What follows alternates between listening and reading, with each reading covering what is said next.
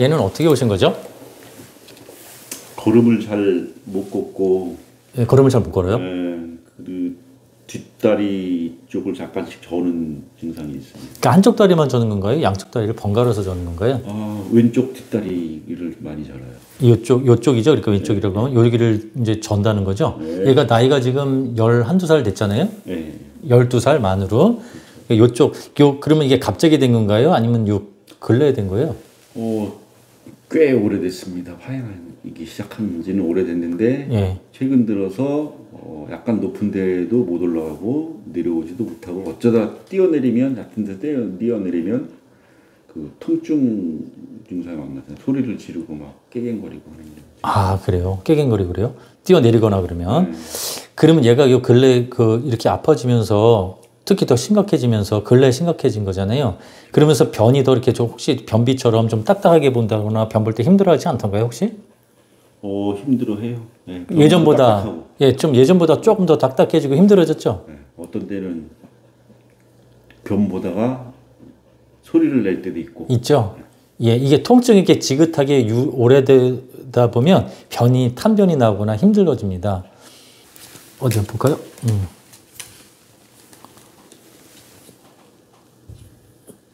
배 조금 아파하죠? 조금 아파네. 이렇게 물으려고. 네.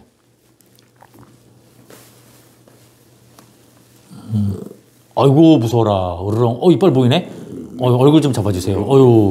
살짝 잡아주세요. 성질이 있으시네요. 여기는 되게 아파죠. 여기는 살짝 고관절 누르는 거거든요. 살짝만 눌렀는데 놀랄 정도예요. 살짝 한 번만 더 잡아주세요. 허벅지 근육 보면 뒤에서 이렇게 만져보시면 오른쪽보다 왼쪽이 더 이렇게 쏙 들어간 걸 볼 수 있어요. 이렇게 뒤에서 이렇게 만져봐도 근육량이 차이가 있죠. 여기 좀 덜 있어요. 오케이, 좋습니다. 맵 다 봤습니다. 그리고 이 강아지 털 이렇게 바짝 깎아놓으면 잘 낫지 않습니다. 털 약간 5cm 이상 길러놓으세요. 5cm 이상 이렇게 깎아놓으면 안 돼요. 자, 보겠습니다. 사진 찍어오신 거 보겠습니다. 그러니까 강아지 요추는 7마디거든요. 그럼 여기서부터 이제 쉬어보면은 요추 7번, 7, 6, 5, 4, 3, 2, 1. 여기가 이제 요추 1번입니다. 요추 1번, 그 다음에 흉추 13번. 여기 사이가 이제 약간 이렇게 굽어져 있죠? 역V자로 굽어져 있습니다. 근데 여기에 통증이 없어요. 그러니까 여기 강아지는 디스크는 전혀 아니고요. 통증도 없고 마비 타입이 맞지 않습니다. 그리고 다시 한번 뒤로 볼까요? 그러니까 이런 강아지도 가끔 디스크를 오진받는 게 이 흰 부분이 디스크라고 한다면, 이 휘어있는 부분이 디스크라고 한다면 신경 손상은 저 부위의 척수신경, 그러니까 흉추 13번, 요추 1번, 2번 척수신경이 손상을 받았다면 뒷다리 무릎은 이렇게 쉽게 구부러지지 않습니다. 뒷다리 무릎이 이렇게 쉽게 구부러지는 거는 척수신경이 아닙니다. 강아지 디스크는 이 뒷다리 무릎으로 구부려보면 알 수 있습니다. 경추 디스크를 진단받았다. 흉추 디스크, 요추 3번 디스크, 무조건 뒷다리 무릎이 구부러지면 디스크 아닌 거예요. 만약 진짜 뒷다리가 무릎이 안 구부러지면 그거 진짜 디스크 맞습니다.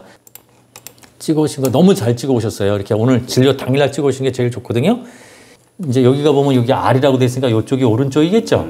이제 여기가 왼쪽인 거예요. 자, 볼게요. 예, 근데 왼쪽 이쪽 다리를 갖다 지금 힘들어한다는 거예요. 그렇죠? 그리고 또 근육도 이쪽 다리가 더 빠져 있어요. 여기 만져봤을 때. 자, 이렇게 멀리서 한번 볼게요.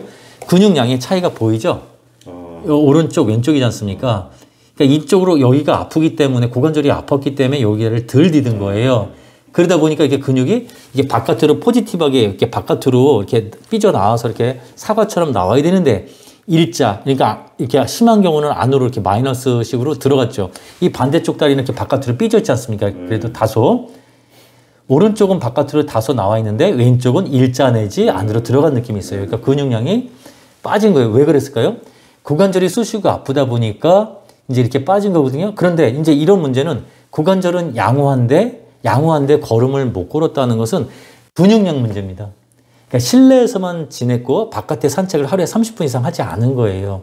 그러다 보니까 얘가 나이가 들면서 근육량이 우리 사람처럼 40대 넘어가면서 1년에 1% 정도 빠진다고 그러잖아요.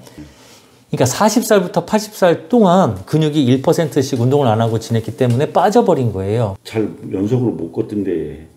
못 걷는 이유는 근육량이 없어서 그래요. 이런 경우는 5분씩 짧게 여러 세트, 우리도 근육 운동 하듯이 짧게 여러 번 해줘서 근육량을 늘려주셔야 됩니다.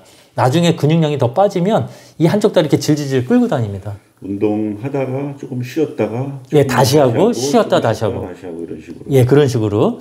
그러니까 이거는 진통제 스테로이드로 먹을 때만 잠깐 반짝할 거예요. 그 통증이 없으니까 좀 걷는 게 편안해지거든요. 근데 한약 치료에는 진통제라는 게 없죠. 그러니까 그렇지만 이제 전체적인 균형을 맞춰주다 보니까 통증이 없어졌어요라고 하는 거예요. 그럼 여기 이제 왼쪽을 갖다 이제 좀 더 한 번, 두 번 더 딛는 횟수가 많아지면서 근육이 이제 붙기 시작하겠죠.